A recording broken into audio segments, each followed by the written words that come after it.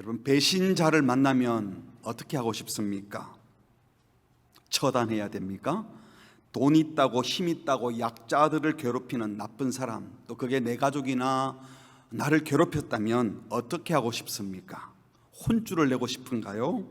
율법에 레위기 24장이죠. 상처에는 상처로, 눈에는 눈으로, 이에는 이로 갚을지라. 남에게 상해를 입힌 그대로 그렇게 할 것이라. 소위 동해 복수법이라고 부르는데요, 이게 복수하라는 말일까요? 이 말씀은 해를 입은 만큼 갚아주라, 이게 아니라 해를 입은 만큼만 갚아주라, 뜻이 다르죠.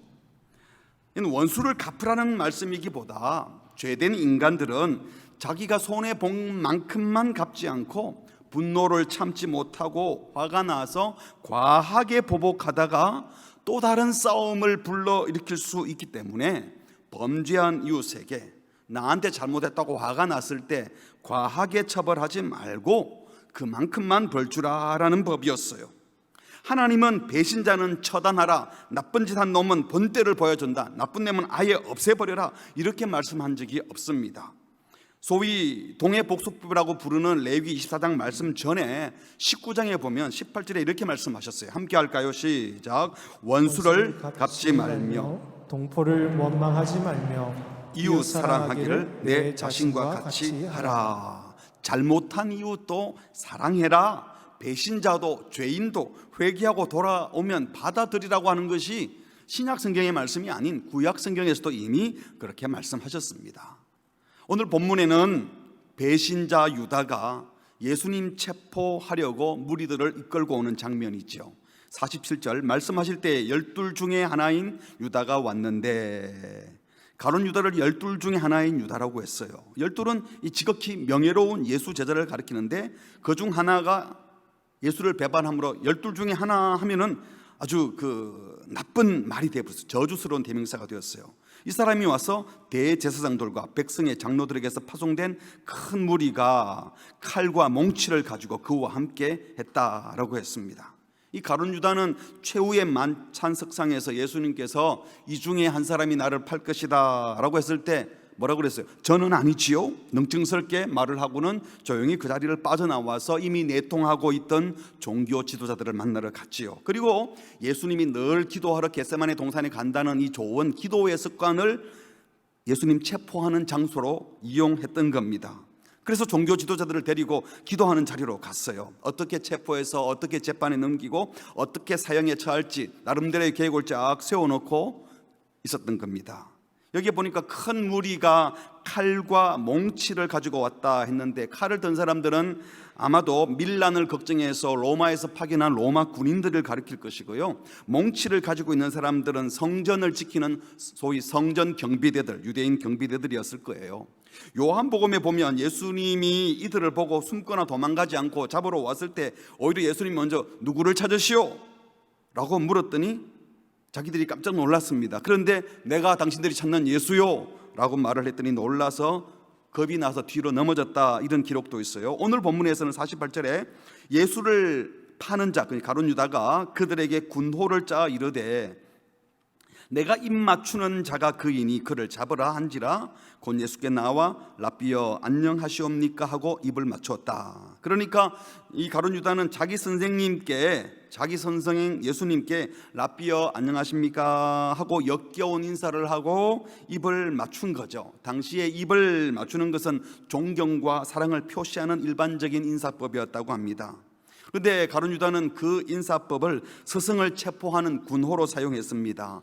배신과 위선의 입맞춤이었던 것입니다. 뿐만 아니라 우리가 악수할 때 주로 이게 남자가 먼저 손 내밀지 않고 여자가 손 내밀고 윗사람이 먼저 손 내미는 게 예의인 것처럼 유대 문화에서도 입을 맞추는 것도 윗사람이 먼저 입을 맞춰야 예의인데, 지금 이 제자 가룟 유다가 먼저 입을 맞춘 것은 어쩌면 사제 관계도 부정하는 아주 예의 없는 행동일 수도 있는 겁니다. 아니, 모욕적인 행동이었던 것이죠.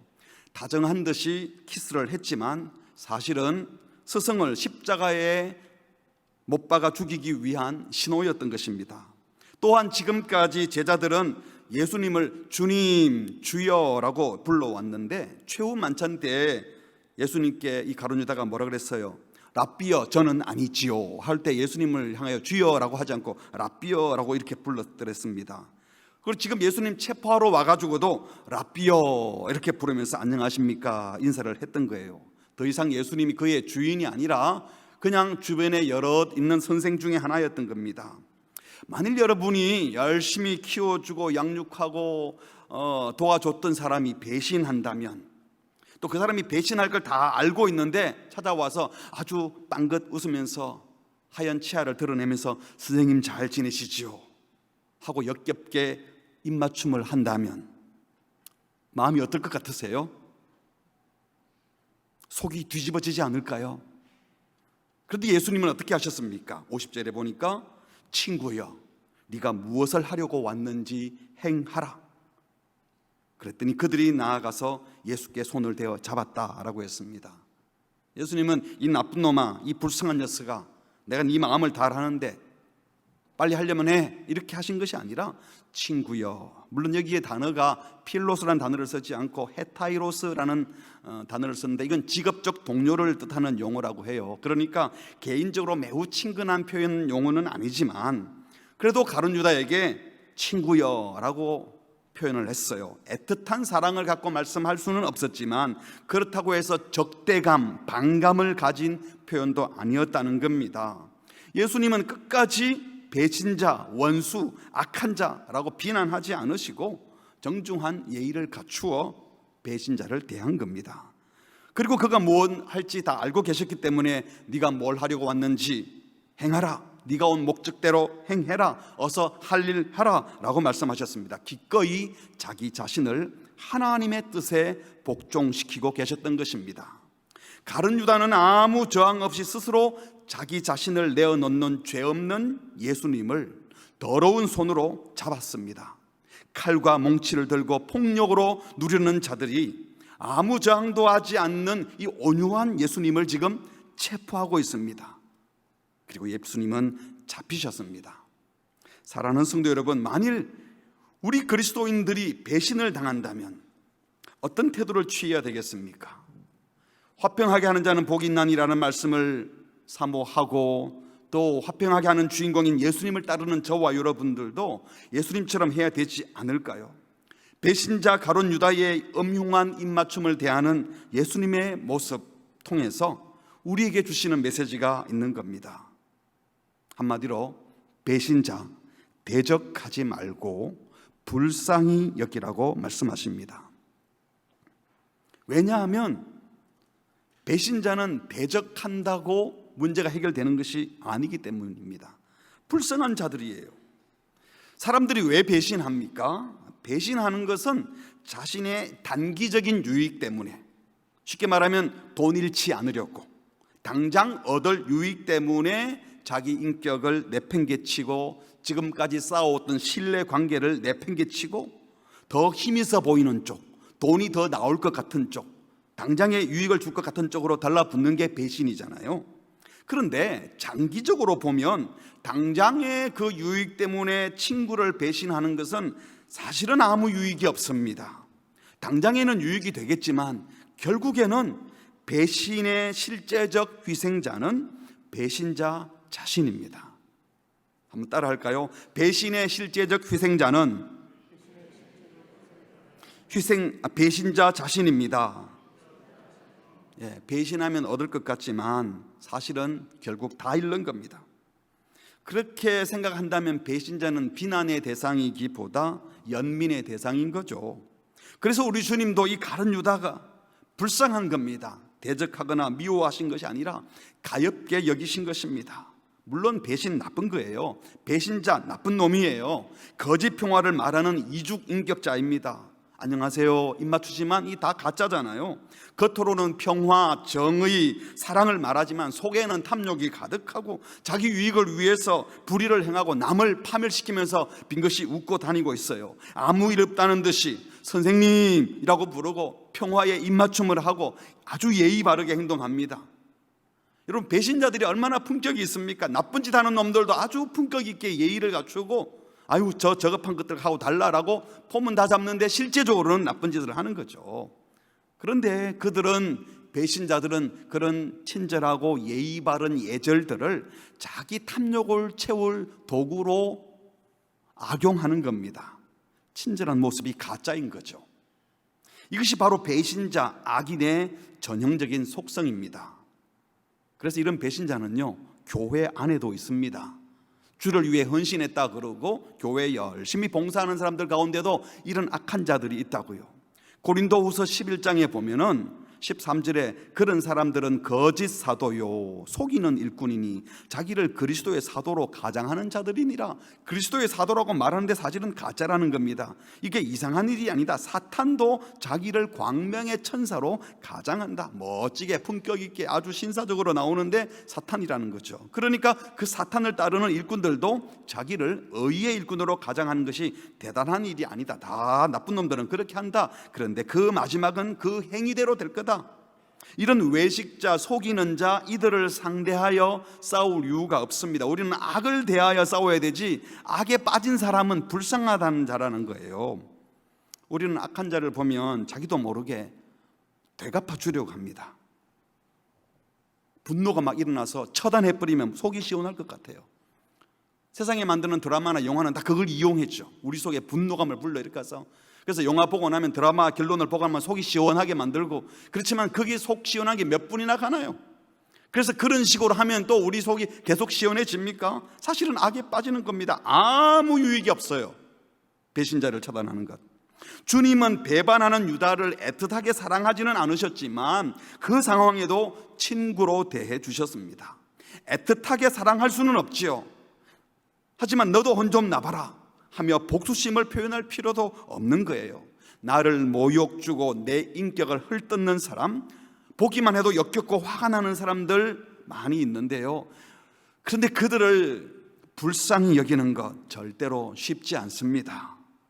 하지만 그게 우리의 살 길입니다.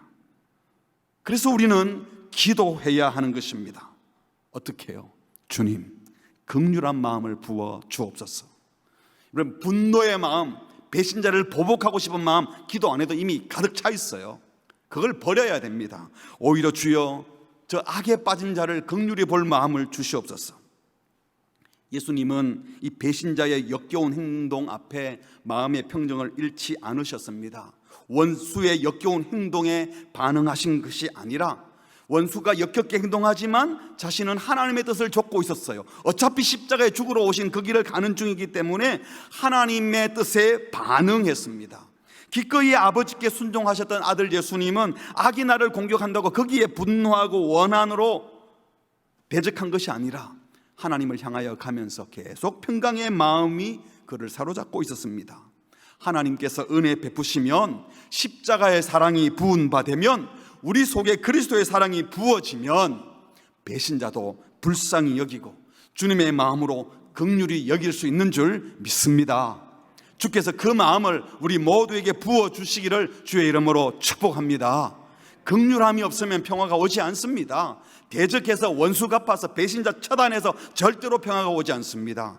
주님이 가신 길 함께 걸어가기를 주의 이름으로 축복합니다. 51절부터 56절에는 이 칼을 사용하는 사람들의 이야기가 나옵니다. 가룟 유다가 배반의 키스를 하고 칼과 몽치를 든 자들이 자기들의 선생을 체포하기 위하여 손을 대자 어떤 일이 벌어집니까? 51절에 예수와 함께 있던 자 중 하나가, 요한복음에는 이 사람이 베드로라고 딱 나와요. 손을 펴 칼을 빼어 대제사장의 종을 쳐 그 귀를 떨어뜨렸다라고 했습니다. 베드로가 왜 칼을 들고 있었을까? 성경학자들 중에는 제자들 대부분이 열심당원들이었기 때문에 칼을 소지했을 것이다 추측하기도 하지만, 또 다르게 생각해보면 예수님께서 베드로 보고 내가 고난받을 거다, 죽임당할 거다, 그리고 살아날 거다라고 했지만 부활에 대한 것은 생각도 안 하고 예수님이 체포당하고 고난받는다 그러니까 그때부터 예수님을 보호해 줄 목적으로 아마 칼을 소지했던 것 같아요. 어쨌든 격분한 베드로는 예수님을 보호하기 위해서 분노의 칼을 휘둘렀습니다. 아마 대제사장의 목을 치려고 휘둘렀던 것 같은데 옆에 있던 엉뚱한 사람 종의 귀를 떨어뜨렸어요. 고기 잡는 것은 선수였는지 모르지만 칼 쓰는 사람이 아니어서 실수한 것 같아요. 어쩌면 또요, 베드로가 그랬잖아요. 예수님이 다 나를 버릴 거다. 그랬더니 베드로가 뭐라 그랬어요? 다른 사람은 다 버릴지라도 저는 절대로 주님 안 버립니다. 이렇게 큰 소리 쳤죠. 그때 예수님께서 아니야, 닭 울기 전에 네가 3번 나를 부인할 거야. 이 경고를 듣고 예수님 나를 뭘로 보는 거야? 내 예수님 꼭 지켜주실 건데, 이런 마음을 먹고 있었기 때문에 이런 상황에 예수님을 체포하러 온 칼 들고 뭉치던 사람을 딱 보니까 예수님 앞에 자신의 충성심을 증명해 보이고 싶었는지도 모릅니다. 하지만 예수님을 사랑한다는 뜻으로 예수님께 충성심을 보여준다는 이유로 칼을 빼든 것은 아직도 예수님이 어떤 분인지 베드로는 몰랐던 것입니다. 칼을 사용하여 예수님을 보호하겠다고 했지만 이런 행동은요, 예수님이 원하는 것도 아니고 예수님을 위한 것도 아닌 거예요. 지금 예수님을 가운데 두고 가룟 유다, 칼 들고 뭉치던 사람을 데리고 왔죠. 나머지 10명의 제자들 칼이 있는지 없는지 모르지만 베드로와 똑같은 마음이었을 거예요. 아니, 저것들이 우리 예수님을 잡으러 와 마음의 칼을 꺼냈을지도 몰라요. 종교 지도자들 이 평화의 예수님 잡으려고 로마 군인들, 칼든 군인들 데리고 오고 성전 경비대원 뭉치던 사람들 데리고 왔어요. 지금 모두 다 칼로 무장하고, 아니 칼을 빼들려고 칼로 서로 싸우려고 하고 있었습니다. 상대방을 제압하겠다는 겁니다. 뭐로? 무력으로. 이때 예수님께서 하신 말씀이 52절 말씀입니다. 같이 하겠습니다. 시작. 이에 예수께서 이르시되 내 칼을 도로 칼집에 꽂으라. 칼을 가지는 자는 다 칼로 망하느니라. 이 말씀을 누구에게 한 것이겠습니까? 베드로에게만 한 말이 아니에요. 가룟 유다 보고도 하는 말이고, 나머지 10자들 마음의 칼을 막 꺼내려고 하는 자들, 실제로 칼과 몽치를 든 성전 경비대원과 로마 군인들, 이를 이끌고 온 종교 지도자들 모두에게 하는 말인 겁니다. 여기서 칼을 도로 칼집에 꽂으라라는 것은요, 칼 쓰는 자 앞에 칼로 맞서지 말라는 겁니다. 왜요?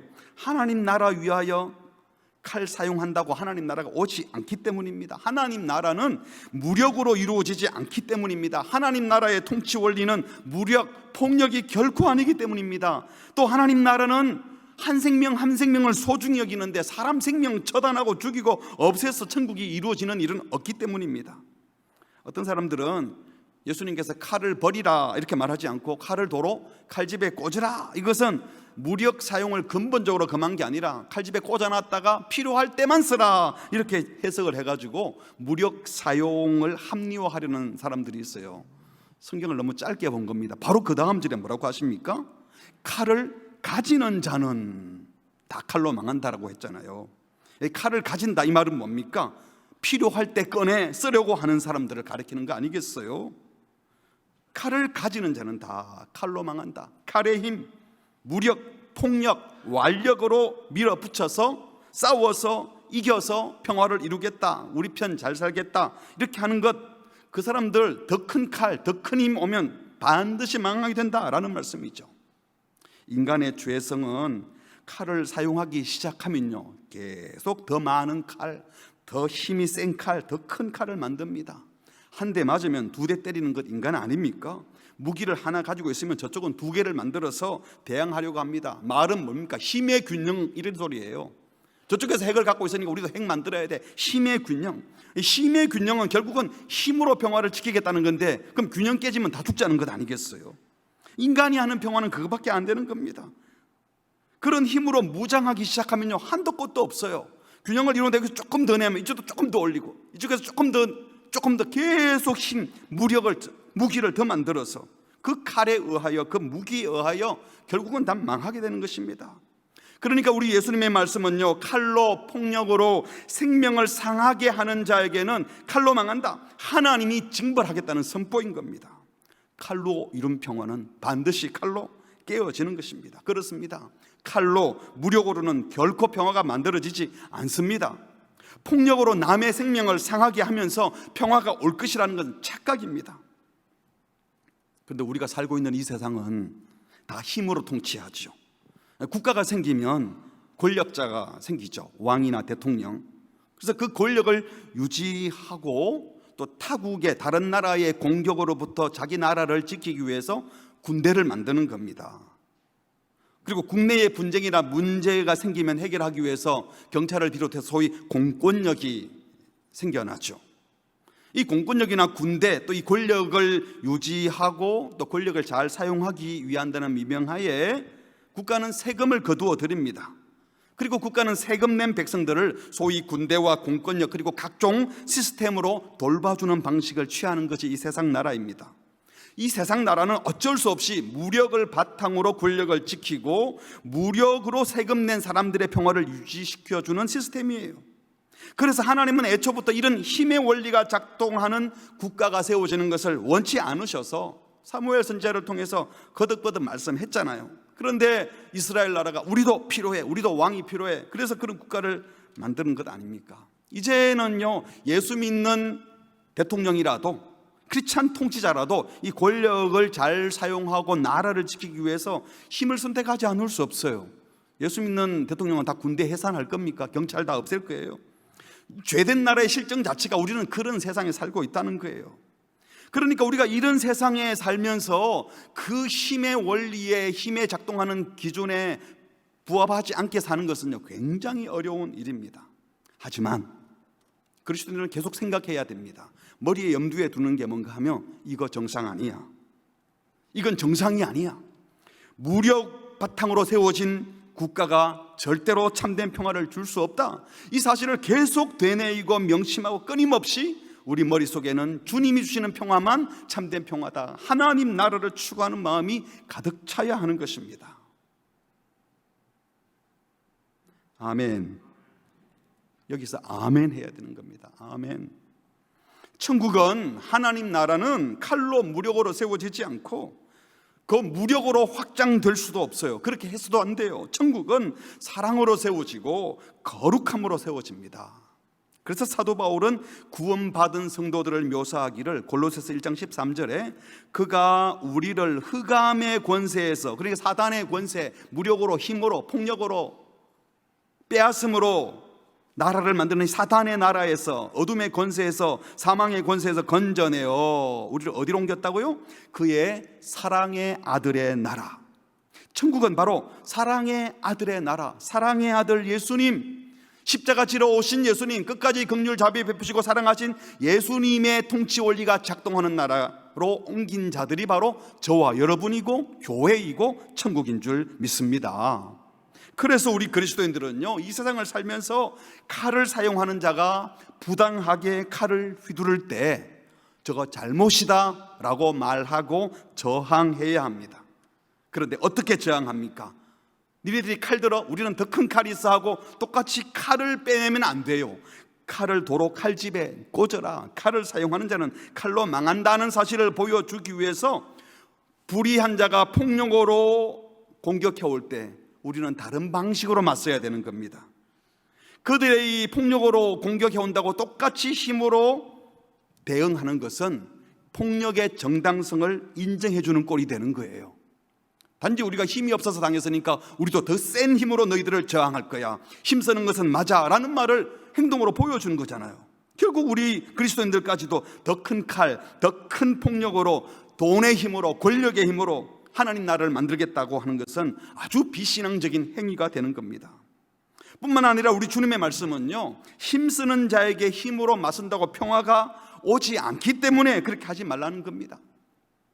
만일 너희들이 칼로 세상을 지배하고 고귀한 생명을 좌지우지할 수 있다고 생각하여 칼을 사용한다면 결국 너희 자신들이 그 칼 앞에 거꾸러짐을 당할 것이다. 칼의 위력이 당장에 손쉽게 권력도 얻게 하고 칼로 악한 자를 처단하는 것 같아서 금방 평화가 오는 것처럼 생각될지 모르지만 그게 사단의 계략에 넘어가는 것이다. 절대로 칼을 사용하여 칼 쓰는 자 제압하려고 하지 말라라는 것이 우리 주님의 말씀이에요. 만일 우리 예수님께서 그런 식으로 무력으로 사단의 권세를 제압할 수 있고 또 해야 된다면, 그래서 구원이 온다면 벌써 그렇게 하셨겠죠. 예수님이 힘이 없어서 힘을 안 쓴 게 아니잖아요. 지금 체포당하고 끌려가고 죽임당하는 것이 예수님이 힘이 없어서 끌려간 겁니까? 그래서 칼을 칼집에 꽂으라고 하신 겁니까? 아니잖아요. 칼을 칼집에 꽂으라고 하신 우리 주님 힘이 있으셨습니다. 그래서 53절에 이렇게 말했어요.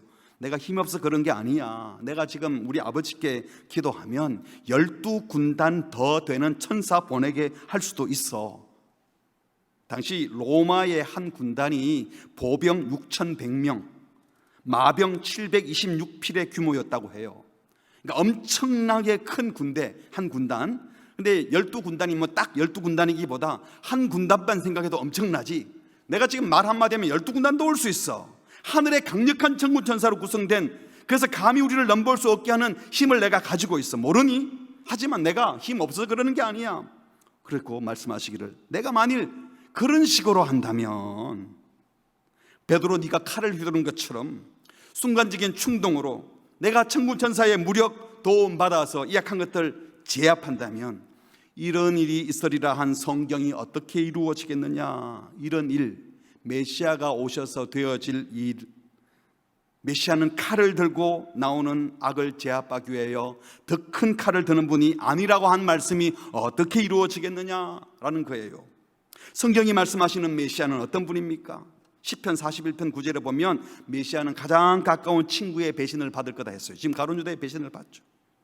스가랴 11장 12절에 보면요, 은30에 팔릴 거다. 노예 한 명 값이 은30인데 예수님이 종처럼 대우받고 종 한 명 값에 팔린다고 지금 팔려가고는 중 아니에요? 그리고 스가랴 12장 10절에 보면 수족이 찔림 받을 것이라고 예언했어요. 메시아가. 이런 메시아, 다른 말로 하면 순순히 고난당하는 메시아, 그것이 어떻게 이루어지겠느냐. 예수님 메시아는 그런 분이라고 지금 다시 말씀하시는 겁니다. 우리가 익히 알고 있는 이사야 53장에 보면 메시아가 어떤 모습인지 말씀하죠. 2절부터 우리 7절까지 저와 함께 교독하겠습니다. 2절을 제가 먼저 읽죠. 그는 주 앞에서 자라나기를 연한 순 같고 마른 땅에서 나온 뿌리 같아서 고운 모양도 없고 풍채도 없은즉 우리가 보기에 흠모할 만한 아름다운 것이 없도다. 그는 멸시를 받아 사람들에게 버림받았으며 간고를 많이 겪었으며 질고를 아는 자라. 마치 사람들이 그에게서 얼굴을 가리는 것 같이 멸시를 당하였고 우리도 그를 기이 여기지 아니하였도다. 그는 실로 우리의 질고를 지고 우리의 슬픔을 당하였거늘 우리는 생각하기를 그는 징벌을 받아 하나님께 맞으며 고난을 당한다 하였노라. 그가 찔림은 우리의 허물 때문이요 그가 상함은 우리의 죄악 때문이라.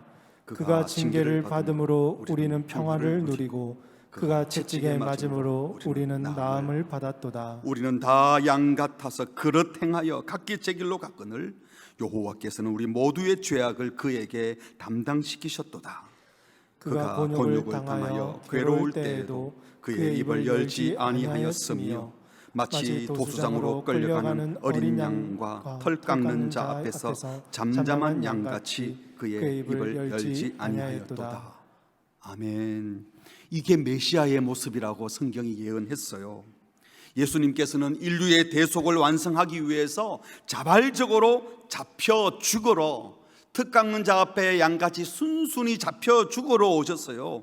결코 악을 악으로 갚지 않으시고 칼 쓰는 자들을 더 큰 칼로 제압하려 하신 분이 아니셨습니다. 힘 없어서 힘쓸 줄 몰랐어가 아니라 그런 힘으로 결코 구원이 이루어지지 않고 그런 무력으로는 하나님 나라가 이루어질 수 없기 때문에 우리를 구원하는 방식도 그 세속적인 악한 사단의 방식을 쓰지 않겠다는 것입니다. 그래서 처절하게 죽임을 당하신 것입니다. 그런데 이 예수님을 아직 몰랐던 제자들, 베드로까지도, 가룟 유다는 물론 그 주변에 있던 종교 지도자들과 로마 군인들과 성전 경비대원들 다 자기의 칼을 들고 자기의 몽치를 들고 서로 대적하려고 했던 것입니다. 그래서 그들에게 말씀하신 거잖아요. 55절, 그때 예수께서 무리에게 말씀하시되 너희가 강도를 잡는 것 같이 칼과 몽치를 가지고 나를 잡으려 나왔느냐. 여기 강도는 폭압적인 강탈자도 뜻하지만 당시 이 극단의 민족주의자들, 그래서 예수님이 몇몇 지지자들을 규합해서 로마를 정복하거나 유다 왕국을 정복하려는 그런 세력 정도로 생각하고 표현한 거예요. 하지만 예수님은 나는 그런 은밀한 정복자가 아니다. 나는 최대의 전복을 꿈꾸는 비밀 결사대가 아니다. 내가 어제도 지난주에도 조용히 가르칠 때는 왜 가만히 있다가, 그리고 지난주는 내가 성진에서 장사하는 자들 내쫓고 돈 바꾸는 자의 상 뒤엎을 때는 왜 가만히 있다가 왜 지금 갑자기 내가 무슨 무력혁명 하러 온 사람처럼 날 잡으려고 칼과 몽치를 들고 왔느냐? 나를 그렇게 체포하려고 왔느냐? 라고 되물으신 거죠. 내가 날마다 성전에 앉아 가르쳤으되 너희가 나를 잡지 않더니 도대체 지금 무슨 이유로 나를 강도 잡듯이, 폭군 잡듯이 무력으로 나를 잡으려고 하느냐? 말씀 한마디로 12군단 더 되는 천군 천사를 부를 수 있는 예수님에게 이 칼과 몽치를 들고 잡으러 왔다는 게 참 우스꽝스러워요. 하늘 군대를 부를 수 있는 그분을 또 구해주겠다고 각자 자기 칼을 휘두르던 칼 몇 자루 가지고 예수님 지켜주겠다고 하는 이 제자들도 우스꽝스러운 거예요. 다 우스운 거예요. 어떻게 예수님을 자기들이 칼로 보호해줘요? 예수를 체포하러 왔던 유다와 종교 지도자 무리들도, 예수님을 보호해주겠다고 충성심에 불타있던 제자들도 모두 다 예수님을 몰랐습니다. 그래서 모두 칼로, 무력으로 어떻게 해보려고 자기들끼리 또 싸웠던 것입니다. 그들 앞에 예수님께서 제자들 편을 들면서 니네 칼을 더 힘세게 해주겠다라고 하지 않으시고 너희들도 칼 내려놓아. 쟤네들 칼 들고 온더라도 내 말 듣지 않을 텐데 거기에 대항하지 마라고 말씀하신 것입니다. 그래서 우리 예수님은 그 무력 앞에 도망가지 않았습니다. 체포당할 때 무기력하게 체포당한 게 아니에요. 나다, 잡으려면 왔으면 날 잡아가라. 오히려 그들이 뒤로 넘어졌어요. 예수님이 벌벌 떤 게 아니라 잡으러 온 사람들이 벌벌 떨고 있어요. 예수님은 지금 그들의 폭력에 저항하거나 그 앞에서 벌벌 떠는 것이 아니라 그는 오직 하나님께 반응하며 자신의 갈 길을 계속 걸어가고 있었던 것입니다. 당당했습니다. 여기서 우리는 두 번째 중요한 메시지를 듣습니다. 참된 평화를 기대한다면 배신자, 원수 앞에서도 절대로 칼을 뽑지 말라는 겁니다. 배신자 처벌하면 내 속이 시원해질 것 같고 문제가 해결될 것 같죠. 그 착각입니다. 원수는 주님이 갚아주십니다. 여러분 속에 있는 이 보복하고 싶은 마음, 원수 갚고 싶은 마음을 다 풀어버리면 시원할 것 같다 하는 것은 착각이에요. 사탄이 준 마음이에요. 힘으로 당분간 일이 쉽게 처리되는 것 같고 완력으로 다른 폭력이 잠시 잠재되는 경우도 있어요.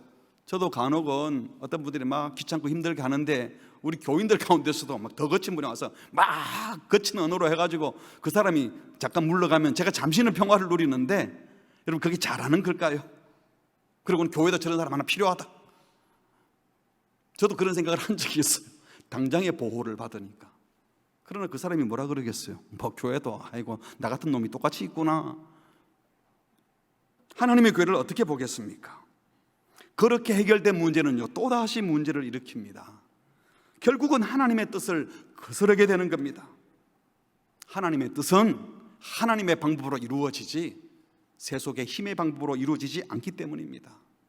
그래서 우리 주님이 말씀하신 거예요. 요한복음 14장 27절, 평안을 너희에게 끼치노니.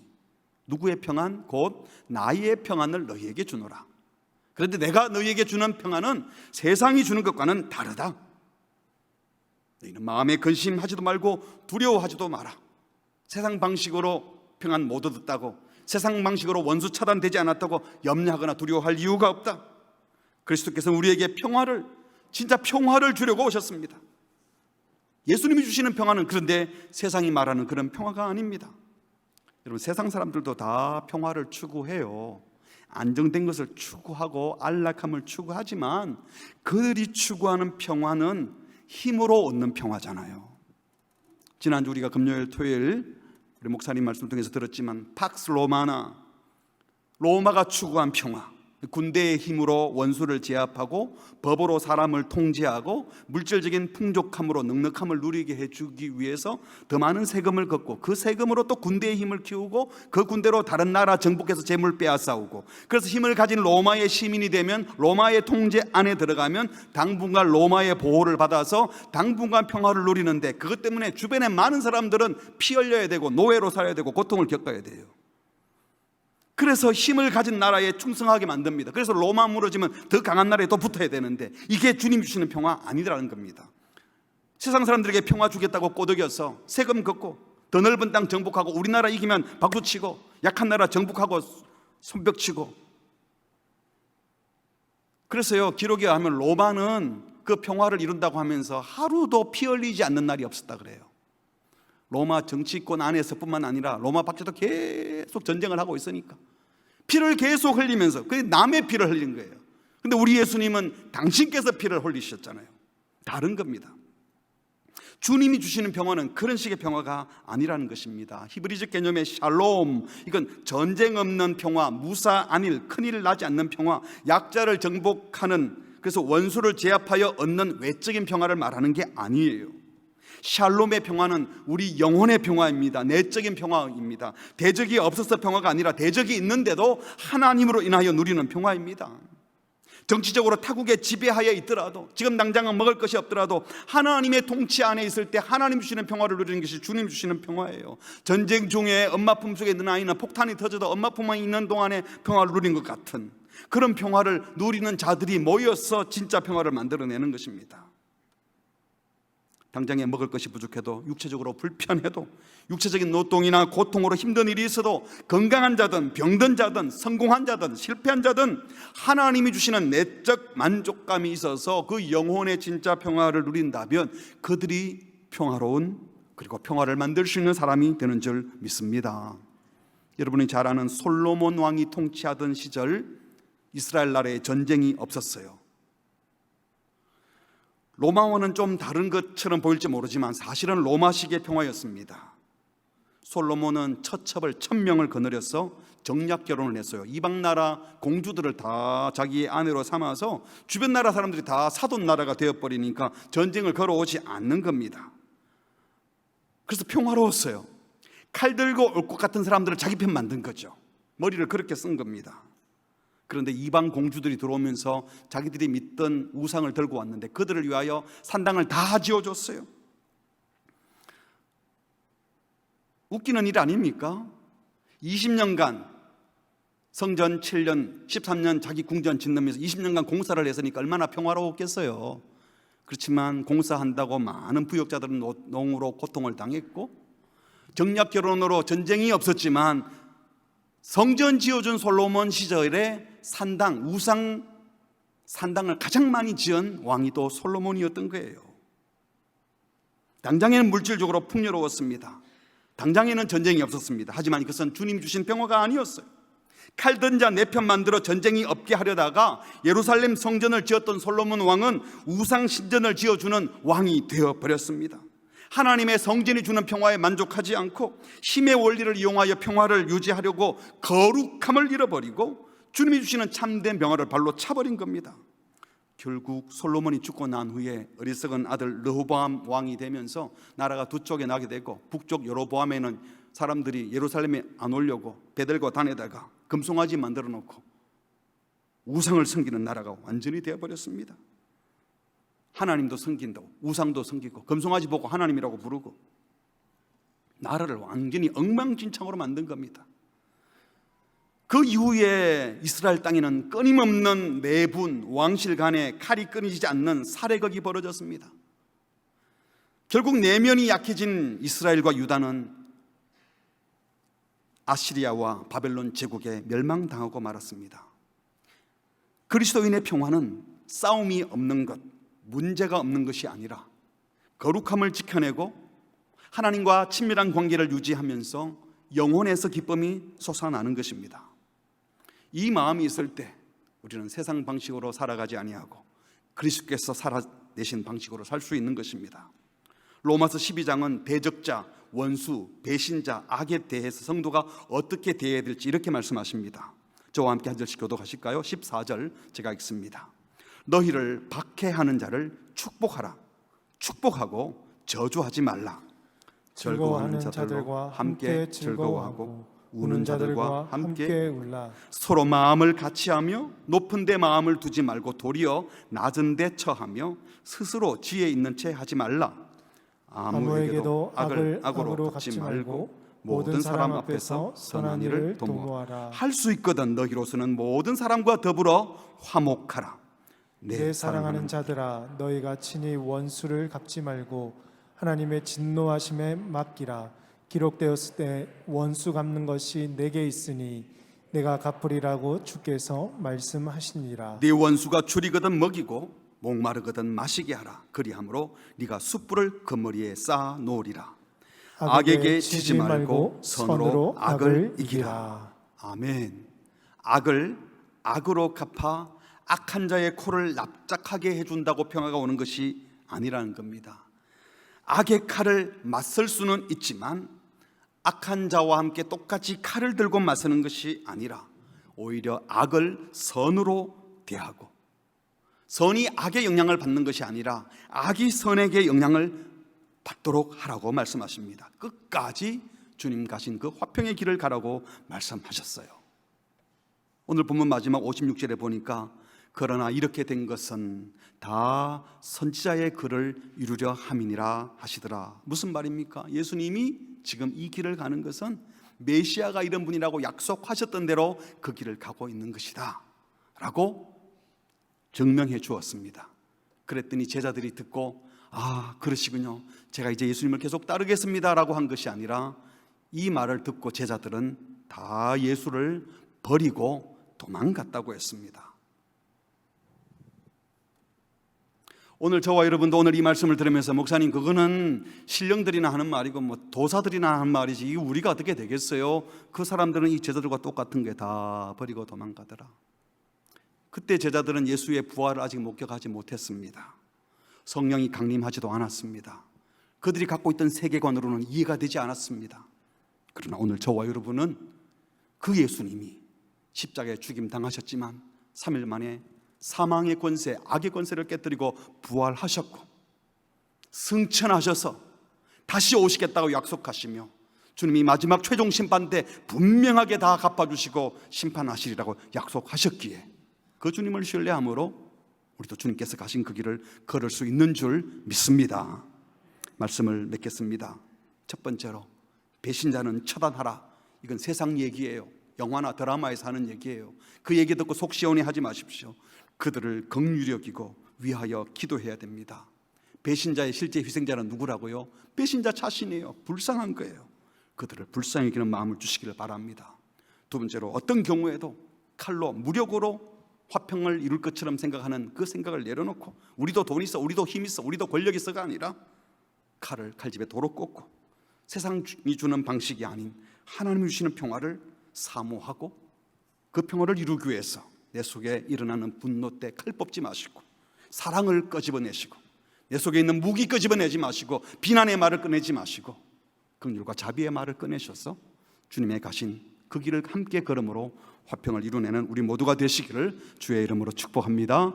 아멘. 우리 함께 고백하겠습니다. 평안을 너에게 주노라. 우리 속에는 평화가 없죠. 엄밀히 말하면 우리 속에는 분노가 있고 억울한 게 너무 많고 그래서 이걸 해결하면 될 것 같지만 그런다고 되는 것이 아니라고 말씀하십니다. 세상이 주는 평안과는 다른 주님이 주시는 평안이 우리 속에 자리 잡게 되면 다른 세상을 살게 될 겁니다. 주님 주시는 평안을 사모하며 함께 고백하겠습니다. 평안을 너에게 주노라. 세상이 줄 수 없는 세상이 줄 수 없는 세상이 알 수도 없는 세상이 알 수도 없는 평안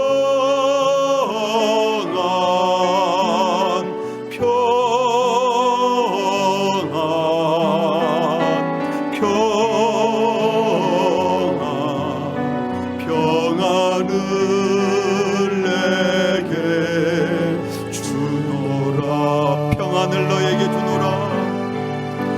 평안을 너에게 주노라. 세상이 줄 수 없는 세상이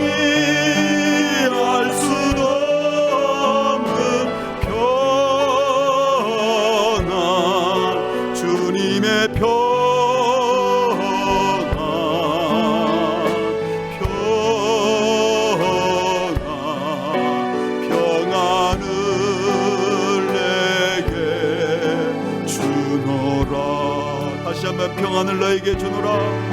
평안을 너에게 주노라. 세상이 줄 수 없는, 세상이 알 수 없는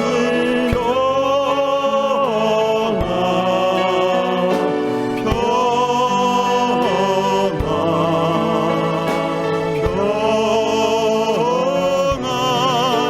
평안을 내게 주노라. 우리 같이 기도하겠습니다. 어디서 평안을 찾으시고 계세요? 지금 이 문제만 해결되면, 이 것만 해결되면 평화가 될 것 같고, 더 나쁜, 저 날 힘들게 하는 저 사람만 어떻게 좀 처리가 되면 좀 평화로울 것 같은데, 그런 생각이 들 때가 없으세요? 저 역시도 한 번씩은 그런 생각이 들 때가 있거든요. 요것만 해결되면, 저렇게 말씀하는 저분만 좀 조용히 있어주면, 자꾸 이제 평화를 빼앗아 가는 것 같이 여겨지는 그런 분들에 대한, 또 그런 사람들에 대한, 악에 대한, 또 배신자에 대한 처단을 통하여 평화가 올 거라고 하는 생각을 한다면, 그건 사탄이 주는 마음입니다. 평화 안 옵니다. 절대로 평화롭지 않습니다. 돈이 있으면 평화로울 것 같다고, 당장에 불편하니까 조금 더 있으면 좋겠다, 주님이 챙겨주실 거예요. 그런데 그걸 가지고 평화가 올 거라고 기대하지는 마세요. 이 시간 기도할 때 주님, 악한 자, 나쁜 자, 배신자를 긍휼히 여길 마음을, 제게 긍휼한 마음을 부어주십시오. 두 번째는 어떤 경우에도 그들의 방법이 아니라 주님의 방법으로 계속 나아갈 수 있는 믿음과 용기를 주십시오.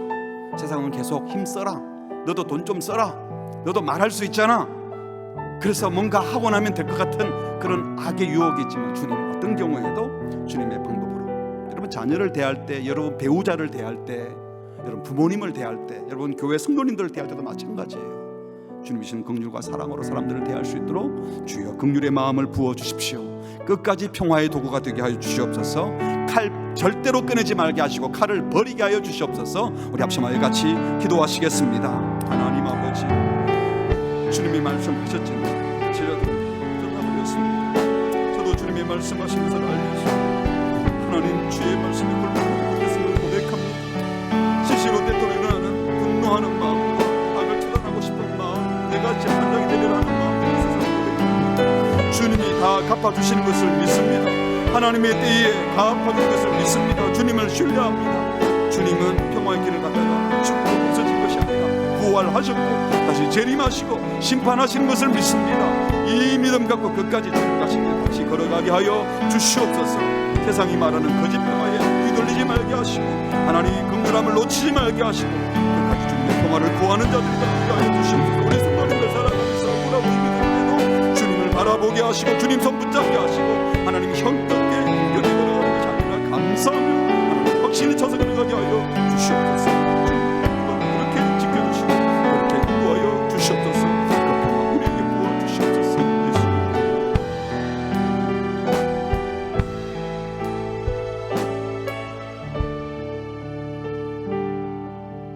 하나님 아버지, 원수 갚는 것은 주님께 있고 주님이 반드시 심판하시는 것을 믿는다고 고백하면서도 그 주님을 신뢰하지 못하고 내 억울함과 내 답답함을 원수 갚음으로, 배신자를 처단함으로, 악한 자에게 징계가 내려지는 모습을 보고 속 시원하려고 했던 우리의 죄악을 용서하여 주시옵소서.